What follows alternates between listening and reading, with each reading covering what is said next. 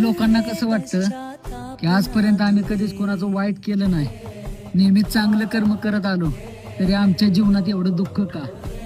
कसं असतं मंडळी, आपल्या आयुष्यात जे पण काय घडतं ना, ते आपण केलेल्या चांगल्या वाईट कर्मानुसार घडत असतं. मग ते या जन्मातलं असो किंवा मागच्या जन्मातलं असो. अहो, चांगल्या वाईट कर्माची फळं देवांना पण नाही चुकली.